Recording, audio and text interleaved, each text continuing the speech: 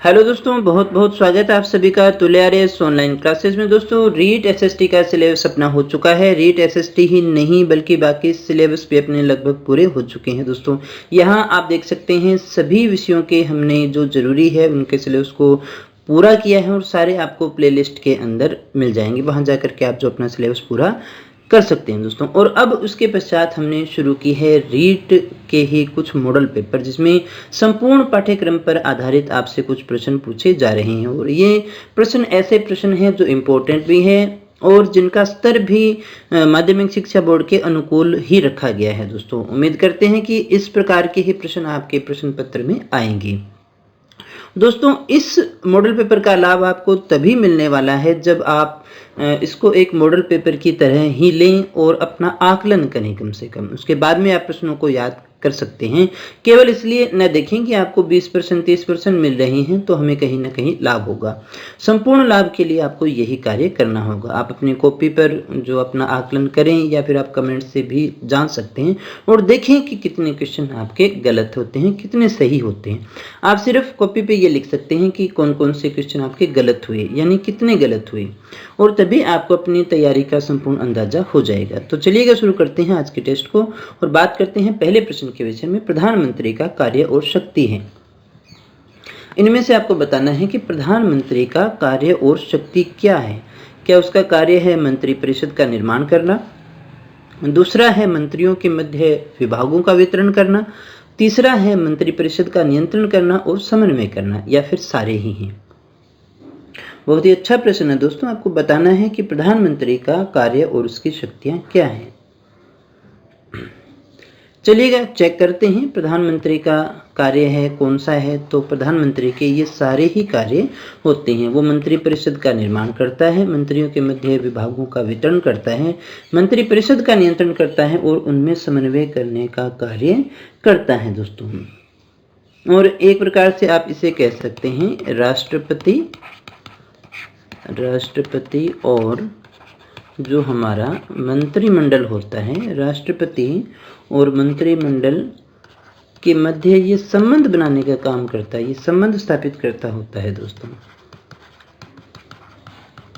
यानी राष्ट्रपति जो है मंत्रिपरिषद की सलाह पर काम करता है, जिसका प्रधान यही हुआ करता है। तो एक प्रकार से दोनों के बीच में कड़ी का कार्य भी ये करता है।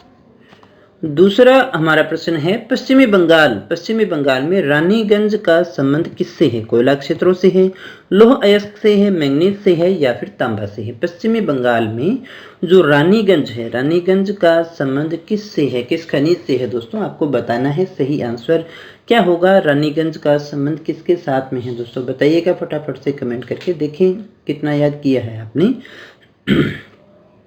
तो दोस्तों, किससे संबंध रखता है रानीगंज, चेक कीजिएगा। इसका आंसर होगा हमारा नंबर 1, ये कोयला क्षेत्रों से संबंधित है दोस्तों। रानीगंज कोयला क्षेत्र जो है वो एक तो पश्चिमी बंगाल के बर्दवान के साथ साथ वीरभूमि जो है उन जिलों के अंतर्गत आता है। और ये जो यहाँ से कोयला प्राप्त होता है वो काफ़ी अच्छी क्वालिटी का होता है। इसमें नमी जो है वो कम पाई जाती है और ये कोयला बहुत ज़्यादा उच्च स्तर का ज्वलनशील होता है। और इसीलिए जो हमारी रेल चलती है, रेल के अंदर इसका उपयोग किया जाता है। और साथ ही साथ जो हमारे तापीय विद्युत संयंत्र जो हैं उनके अंदर भी इसका उपयोग किया जाता है। चलिए बात करें अगले प्रश्न की। तो तीसरा हमारा प्रश्न है कौन सा अनुच्छेद दुर्व्यवहार और बलात्श्रम का प्रतिषेध करता है। अनुच्छेद 21 है, 22 है, 23 है, 24 है। कौन सा अनुच्छेद दुर्व्यवहार और बलात्श्रम, यानी जबरदस्ती आप किसी से कार्य नहीं करवा सकते, किसी व्यक्ति से दुर्व्यवहार और जो बलात्श्रम है उसका प्रतिषेध करता है दोस्तों। आपको बताना है हमारा सही आंसर क्या होगा दोस्तों। तो दोस्तों, सही आंसर हमारा अनुच्छेद नंबर 23 क्या कहता है। 23 के अनुसार मानव से दुर्व्यवहार और इसको बलात्श्रम को आप बेगार के रूप में ले सकते हैं। बेगार और इसी प्रकार से जो अपना एक तो बलात्श्रम देखिए जबरदस्ती कार्य करवाना, या फिर आप इसको बेगार कहें, दोनों को ही निषिद्ध करता है। अगर कोई इसका उपबंध करता है, इस उपबंध का उल्लंघन करता है तो वो दंडनीय अपराध माना जाता है। बात करते हैं अगले प्रश्न की, किस समिति की अनुशंसा पर संविधान के 42वें संविधान संशोधन द्वारा मौलिक कर्तव्यों को संविधान में जोड़ा गया। सीधा सीधा प्रश्न ये है कि मौलिक कर्तव्य किस समिति की सिफारिश पर हमारे संविधान में जोड़े गए थे दोस्तों, ये बताना है आपको। वो समिति थी सरदार स्वर्ण सिंह समिति, मोतीलाल नेहरू समिति, जयप्रकाश अयंगर समिति या फिर सारी ही थी। क्या होगा दोस्तों हमारा सही आंसर, फटाफट से क्लिक करके बताइएगा। किस समिति की अनुशंसा पर 42वें संविधान संशोधन द्वारा मौलिक कर्तव्य को संविधान से जोड़ा गया था।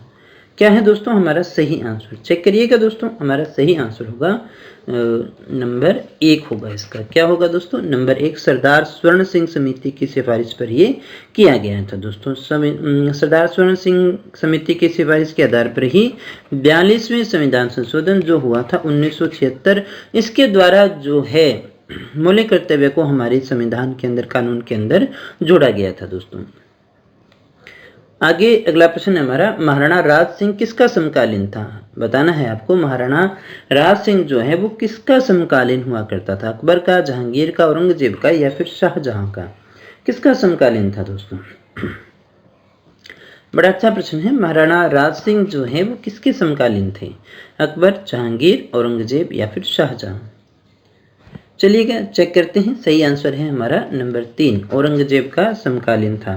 देखिए राज सिंह का जो समय माना जाता है वो है 1652 से लेकर के 80 तक, और औरंगजेब का है 1658 से लेकर के 1707 तक। तो आप देख सकते हैं कौन किसके समकालीन हो गया, है ना।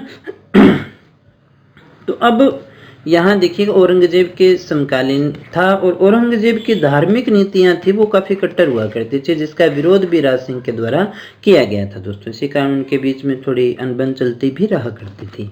बात करते हैं अगले प्रश्न की। अगला हमारा प्रश्न है, उपखंड स्तर के नीचे राजस्व प्रशासन हेतु प्रत्येक उपखंड को बांटा गया है। यानी उपखंड जो बांटे गए हैं, उपखंड के नीचे किसके अंतर्गत बांटा गया है? जिलों में, संभागों में, तहसीलों में या फिर इनमें से कोई नहीं? तो आपको बताना है उपखंड स्तर के नीचे, यानी पहले उपखंड स्तर, उसके नीचे जो डिवाइडेशन हुआ है राजस्व प्रशासन के लिए वो किस भाग में बांटा जाता है? जिलों में, संभागों में, तहसीलों में या फिर इनमें से कोई नहीं?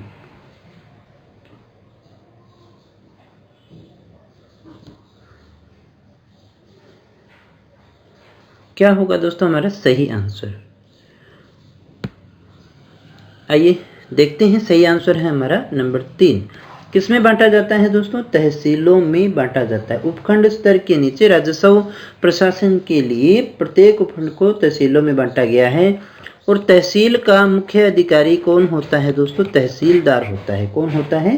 तहसीलदार होता है। ये भी एक राजपत्रित के तहत ही माना जाता है, और इसकी नियुक्ति जो है वो किसके द्वारा की जाती है? राजस्व मंडल के द्वारा की जाती है दोस्तों। बात करते हैं अगले प्रश्न की। लोकतंत्र की विशेषता से संबंधित सत्य कथन है। हम जानते हैं हमारे देश में लोकतंत्र है, तो लोकतंत्र की विशेषता कौन सी है? इनमें से आपको बताना है कौन सी विशेषता होती है लोकतंत्र की, जिससे आप किसी भी देश को लोकतांत्रिक देश ठहरा सकते हैं। स्वतंत्र एवं निष्पक्ष चुनाव, स्वतंत्रता की पोषक प्रणाली, समानता पर आधारित शासन या फिर सारे ही होंगे दोस्तों। क्या होगा दोस्तों हमारा सही आंसर? बताइएगा फटाफट से क्या होगा सही आंसर। तो चेक कर लेते हैं। सही आंसर होगा हमारा नंबर 4, यानी ये सारे ही जो है स्वतंत्रता की पोषक प्रणाली ले, स्वतंत्र निष्पक्ष चुनाव है और समानता पर आधारित प्रणाली है, ये लोकतंत्र के लिए जाने जाते हैं दोस्तों। यहाँ पर देखिएगा, एक तो समानता पर आधारित शासन होता है, एक याद रखिएगा उत्तरदायी शासन व्यवस्था जो होती है ना, वो लोकतंत्र की विशेषता होती है। उत्तरदायी शासन व्यवस्था जिसमें जनता के प्रति जवाबदेही भी होती है दोस्तों। स्वतंत्र निष्पक्ष चुनाव होते हैं। एक और होता है इसमें लिखित संविधान। जहां लोकतंत्र होगा वहां लिखित संविधान भी हमें लेना पड़ता है दोस्तों, वरना फिर वही हो जाएगा मेरा वचन ही है शासन। तो वचन को शासन नहीं माना जाता, बल्कि जो लिखा गया है ना उसी को होता है, वरना वचन वाला बदल जाएगा तो फिर शासन की प्रक्रिया भी बदल जाती है। चलिएगा अगले प्रश्न को देखिए। 8वां हमारा प्रश्न है 20 नवंबर 1989 का दिन है और इस दिन संयुक्त राष्ट्र संघ के बाल अधिकार अधिवेशन को स्वीकार किए गए बाल अधिकारों पर भारत सरकार ने सहमति कब प्रदान की। यानी 20 नवंबर 1989 को संयुक्त राष्ट्र संघ ने जो बाल अधिकार अधिवेशन बुलाया उसमें बाल अधिकार स्वीकार किए गए। तो उन बाल अधिकारों पर भारत सरकार ने सहमति कब प्रदान की थी दोस्तों। ये 4 दिनांक आपके सामने और काफी इंपॉर्टेंट क्वेश्चन है। 11 सितंबर 1991, 11 सितंबर 1992, 11 दिसंबर 1992 या फिर 11 जनवरी 1994। क्या होगा दोस्तों हमारा सही आंसर। तो दोस्तों सही आंसर बताइएगा फटाफट से। चलिएगा देखते हैं। सही आंसर हमारा नंबर 3, 11 दिसंबर 1992। 11 दिसंबर 1992 को जो है भारत सरकार द्वारा इसको सहमति प्रदान की गई है दोस्तों।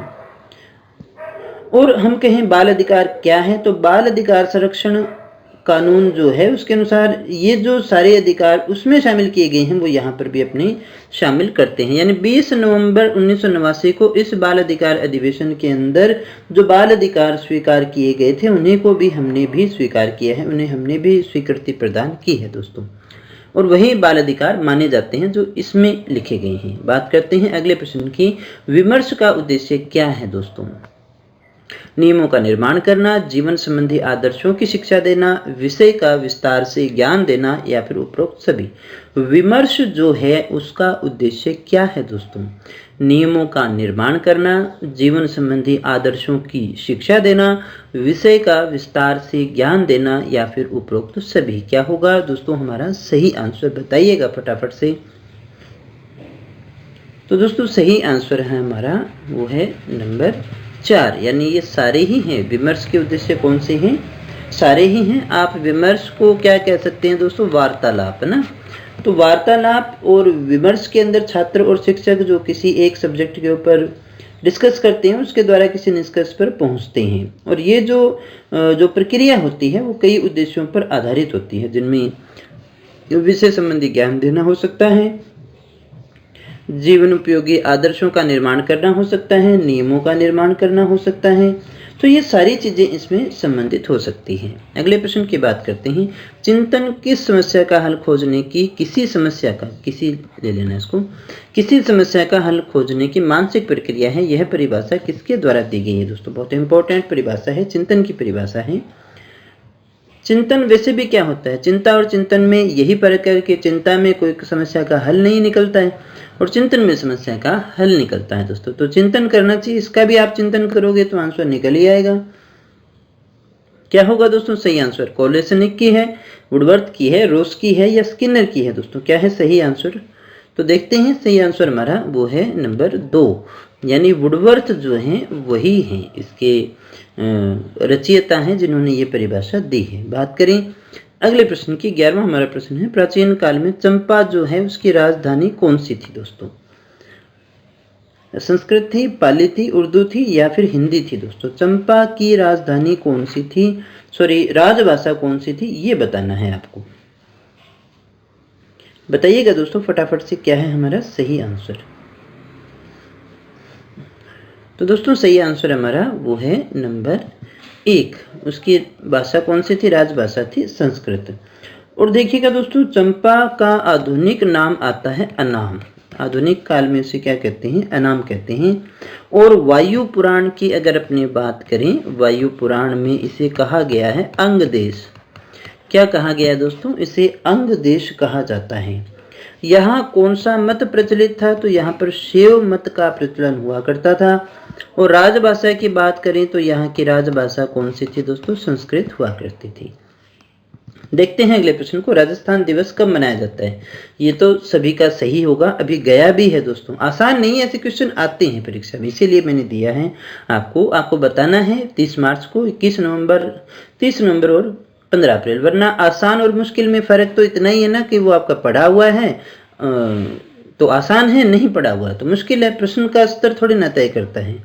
मतलब जो चीज़ आपकी पढ़ी हुई है वो आपको आसान लगेगी, जो आपकी नहीं पढ़ी हुई है, जिसको आपने छोड़ दिया था मुश्किल मान करके, तो फिर वो रह जाता है ना।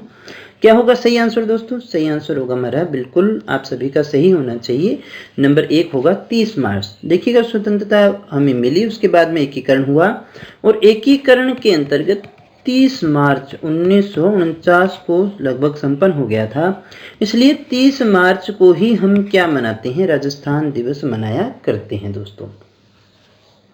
बात करते हैं अगले प्रश्न की। राजस्थान में 1857 का पहला विद्रोह कहाँ हुआ था, ये बताना है आपको। 28 मई 1857 को नसीराबाद में, 3 जून को नीमच में, 21 अगस्त 1857 को माउंट आबू में, या 9 दिसंबर 1856 को आउवा में हुआ था दोस्तों। क्या है हमारा सही आंसर, बताइएगा फटाफट से।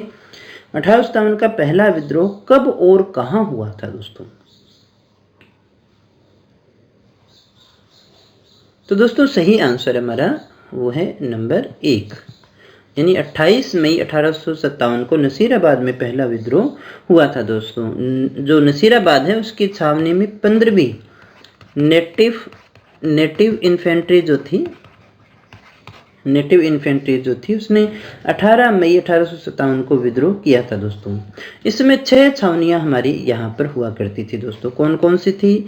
नसीराबाद थी, और कौन सी थी दोस्तों? नीमच थी, और कौन सी थी? देवली थी, एक थी ब्यावर, एक थी एरिनपुरा और एक थी खेरवाड़ा, ये थी दोस्तों। चलिएगा अगले प्रश्न पे बढ़ते हैं। टोड ने किस युद्ध को मेवाड़ के इतिहास का मैराथन कहा है? हल्दीघाटी का युद्ध, कुंभलगढ़ का युद्ध, दिवेर का युद्ध, या फिर गोगुंदा का युद्ध? कौन से युद्ध को मेवाड़ के इतिहास का मैराथन कहा है? कर्नल जेम्स टोड, ये हमारा कर्नल जेम्स टोड है, जिसके बारे में आपको बताना है। सही आंसर हमारा क्या होगा? कौन सा होगा? हल्दीघाटी, कुंभलगढ़, दिवेर या फिर गोगुंदा? बहुत इंपॉर्टेंट क्वेश्चन है दोस्तों, मोस्ट ही मान लीजिएगा इसको। तो दोस्तों ये हमारा सही आंसर था नंबर 3, दिवेर का युद्ध। कौन सा था दोस्तों? दिवेर का जो युद्ध है। यहाँ पर देखिएगा 1582 की मैं बात करूँ तो मुगलों के विरुद्ध दिवेर कुंभलगढ़ में जो है वहाँ पर आक्रमण होता है। इसमें काका सेरिमा जो था अकबर की ओर से, काका सेरिमा मुल्तान खां, ये जो है वो इसमें मारा जाता है, सूबेदार था। और इसी युद्ध में जो मेवाड़ को सफलता मिलती है उसके कारण से स्थानों से मुगल सेनाएं हट जाती हैं, भाग जाती हैं, और इसीलिए इस युद्ध को मेवाड़ के जो प्रताप के गौरव का प्रतीक भी माना जाता है, इसलिए इसको मेवाड़ के इतिहास का मैराथन कहा जाता है। बात करें अगले प्रश्न की। अगला हमारा प्रश्न है, महाकवि सूर्यमल मिश्रण के संबंध में असत्य कथन कौन सा है? असत्य बताना है दोस्तों, ध्यान दीजिएगा। वंश भास्कर इनका लिखा हुआ है, और वंश भास्कर बूंदी राज्य का पद्यात्मक इतिहास है। वंश भास्कर में चौहान राजाओं का वर्णन किया गया है। ये वीर रस के कवियों में विख्यात रहे। ये मारवाड़ के शासक जसवंत सिंह के दीवान भी थे दोस्तों। क्या होगा हमारा सही आंसर? इनमें से सही आंसर आपको बताना है, यानी गलत कथन आपको छांटना है। ढंग से पढ़िएगा ऑप्शन को और फिर आंसर देने की कोशिश कीजिएगा। सही आंसर हमारा क्या होगा दोस्तों? चलिएगा देखते हैं। सही आंसर होगा हमारा नंबर 4, बाकी चीजें सही है। वंश भास्कर जो है बूंदी राज्य का पद्यात्मक इतिहास है। वंश भास्कर में चौहान राजाओं का वर्णन मिलता है। ये वीर रस के कवियों में विख्यात रहे, और मारवाड़ के दीवान नहीं थे ये दोस्तों। एक तो सूर्यमल मिश्रण है, इनका सही नाम क्या है? मिश्रण है। मिश्रण भी लिख दिया जाता है, तो लिखा तो कैसे भी जा सकता है। आधुनिक राजस्थानी पद्य जो है उसमें सूर्यमल मिश्रण का स्थान काफी अग्रणी है, और इसीलिए इसे राजस्थान का राजकवि भी कहा जाता है। अगर आपसे पूछा जाए राजस्थान का राजकवि किसे कहेंगे तो इन्हें ही कहा जाता है। 1815 में बूंदी जिले की ही हिंडोली तहसील के हरना गांव में इनका जन्म हुआ था दोस्तों, और ये राम सिंह के समकालीन कवि हुआ करते थे। बूंदी के शासक राव राम सिंह के समकालीन कवि हुआ करते थे दोस्तों। इन्होंने 7 ग्रंथों की रचना की थी। मुख्य 7 ग्रंथ कौन कौन से हैं जो आपसे पूछे जा सकते हैं, वो मैं आपको यहाँ एक बार बता भी देता हूँ ताकि प्रश्न आपका सही हो जाए। एक तो हमारा वीर सतसई है, ये तो हम सभी जानते ही हैं दोस्तों। इसके अलावा वंश भास्कर है, ये भी आपने सुना होगा। एक है राम रंजाट, ये भी पूछा जाता है। इसके अलावा है बलवद विलास, ये भी आपसे पूछा जाता है। छंद मयूख, छंद मयूख ये भी है। एक है धातु रूपावली, धातु रूपावली ये भी पूछा जाता है। एक और याद रखिएगा सती रासो। ये इतने हैं जो आपको याद करने हैं। बात करें अगले प्रश्न की, रेपो रेट क्या है दोस्तों? रेपो रेट कौन सी रेट होती है? भारतीय रिजर्व बैंक जिस रेट पर अन्य बैंकों को ऋण देता है, अन्य बैंक जिस रेट पर रिजर्व बैंक को ऋण देते हैं, रिजर्व बैंक जो न्यूनतम ब्याज रेट बैंकों के लिए निर्धारित करता है, यानी जिस पे बैंकों को जनता को ब्याज देना पड़ेगा, वह रेट जिस पर बाजार में पैसा मिलता है। क्या होगा दोस्तों सही आंसर हमारा? अच्छे से पढ़ के बताइएगा, RBI का ही प्रश्न है ये। यूनिट नंबर आपकी 11 है, 11 से ये पूछा गया है। बताइएगा दोस्तों सही आंसर। चलिए देखते हैं, सही आंसर है हमारा नंबर 1। भारतीय रिजर्व बैंक जो है वो जिस रेट पर अन्य बैंकों को ऋण देता है, जैसे मान लीजिएगा ये RBI है और ये हमारे कॉमर्शियल जो भी बैंक रहेगी, तो RBI के पास में मनी है ना, होती ही है उसके पास में। कमर्शियल बैंक को अगर कभी इस बैंक से कुछ लेना हो, यानी RBI से जिस रेट पे उसको लोन मिलेगा और इस पे जो ब्याज रेट लगती है RBI से, है ना, केंद्रीय बैंक से जो है कमर्शियल बैंक की तरफ आती है, वाणिज्यिक बैंक की तरफ आती है, तो उस रेट को हम रेपो रेट कहते हैं दोस्तों। कई बार RBI के पास में पैसा नहीं होता तो वो यहाँ से भी मंगवाता है, इनसे ले भी सकता है ना। अगर वो इनसे लेगा, जिस रेट पे लेगा उसे हम कहते हैं रिवर्स रेपो रेट, उसे हम क्या कहेंगे? रिवर्स रेपो रेट के नाम से जानते हैं। आगे बढ़ते हैं अगले प्रश्न को। देखें, भारतीय संविधान में किस संशोधन के द्वारा सहकारिता को प्रांतीय विषय बताकर प्रांतीय सूची में डाला गया? कौन सा संविधान संशोधन था जिसके द्वारा सहकारिता को प्रांतीय विषय बताकर प्रांत सूची के अंदर स्थान दिया गया, वहां पर उसको बांट दिया गया? क्या है होगा दोस्तों सही आंसर? बताइएगा फटाफट से, हमारा सही आंसर क्या होगा? चलिएगा चेक करते हैं, हमारा सही आंसर होगा 97वां संविधान अनुसंधान संशोधन, 96वां, 95वां, 98वां, 97वां। कौन सा संविधान संशोधन था दोस्तों? क्या होगा सही आंसर? चलिए देखिए, सही आंसर होगा हमारा नंबर 1, 97वां 97 नंबर जो संविधान संशोधन था उसके अंतर्गत किया गया था दोस्तों। अगले प्रश्न को देखते हैं। उच्च प्राथमिक स्तर पर सामाजिक अध्ययन सीखने का प्रतिफल है। क्या प्रतिफल होगा? आसपास होने वाली घटनाओं को विस्तार से समझना, सामाजिक रीतियों से परिचित होना, अन्य विषयों के प्रति जागरूकता और कौशल का विकास होना। क्या होगा दोस्तों सही आंसर हमारा? फटाफट से बताइएगा सही आंसर इनमें से हमारा क्या होगा? तो दोस्तों हमारा सही आंसर है वो है नंबर 4, यानी ये सारे ही हैं। आसपास होने वाली घटनाओं को विस्तार से समझना, सामाजिक रीतियों से परिचित होना, अन्य विषयों के प्रति जागरूक होना, यानी ये सभी हमारे सामाजिक अध्ययन सीखने की प्रतिफल है दोस्तों। इसके बाद में दोस्तों बात करते हैं अगले प्रश्न की। भूमिगत जल को दूषित करने वाला अजैविक प्रदूषण कौन सा है? हमें बताना है अजैविक प्रदूषण कौन सा है दोस्तों। प्रदूषकों में प्रदूषक वो होता है जो किसी भी जल या किसी के अंदर मिलकर के उसकी क्वालिटी को कम कर देता है, गुणवत्ता को कम कर देता है। बैक्टीरिया, शैवाल, आर्सेनिक या फिर विषाणु। क्या है दोस्तों सही आंसर हमारा? तो दोस्तों सही आंसर हमारा वो है नंबर 3, आर्सेनिक। ये सारे के सारे जैविक थे, ये हमारा सही आंसर था दोस्तों। तो भूमिगत जल जो है ना, भूमिगत जल यानी भूमि के अंदर जो जल है, भूमिगत जल जो है उसको दूषित करने वाला अजैविक प्रदूषक है आर्सेनिक। तो आर्सेनिक जो है वो मिलता है यौगिक अवस्था में, यौगिक अवस्था के अंदर पृथ्वी पर बहुत सारे स्थानों पर मिलता है। यह ज्वालामुखी की जो वाष्प है ना, ज्वालामुखी वाष्प जो है उसके अंदर, और समुद्र के जल में और जो हमारे खनिजीय जल जो है उन सभी के अंदर ये देखने को मिलता है दोस्तों। इसके बाद में दोस्तों एक और प्रश्न देख लेते हैं। अपने न्यूनतम स्त्री पुरुष अनुपात वाले भारतीय राज्य की पहचान कीजिए। इनमें से आपको बताना है वो राज्य जिसमें स्त्री पुरुष का अनुपात न्यूनतम है, सबसे कम है। हरियाणा, पंजाब, उत्तर प्रदेश, अरुणाचल प्रदेश। क्या होगा दोस्तों हमारा सही आंसर? तो दोस्तों हमारा जो सही आंसर है वो है नंबर 1, हरियाणा। क्या होगा दोस्तों? 1 नंबर है हरियाणा है। वहाँ पर स्त्री पुरुष अनुपात यानी कि लिंगानुपात जो है वो कम है दोस्तों। 2011 की जनगणना के अनुसार ये आपसे पूछा जा रहा है।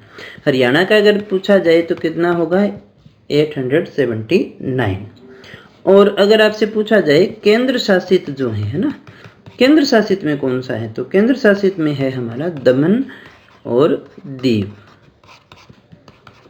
इसकी कितनी है? 618 है। तो दोस्तों ये थे हमारे आज के प्रश्न। अगर आपको प्रश्न उपयोगी लगे हों, आपने कुछ नया सीखा हो तो वीडियो को लाइक कर देना। अगर कोई सुझाव हो तो कमेंट करके बताइएगा। कोई फीडबैक है तो आप कमेंट करके मुझे दे सकते हैं दोस्तों टेस्ट सीरीज देने के लिए आप हमारे एंड्रॉयड एप्लीकेशन तुल्यारेस को डाउनलोड कर सकते हैं। वहाँ पर फ्री ऑफ कॉस्ट आपको डेली टेस्ट दिए जा रहे हैं। तो मिलते हैं दोस्तों कल फिर एक नई वीडियो में कुछ और नए प्रश्न इंपॉर्टेंट जानकारी के साथ में। तब तक बने रहे हमारे साथ। Thank you very much.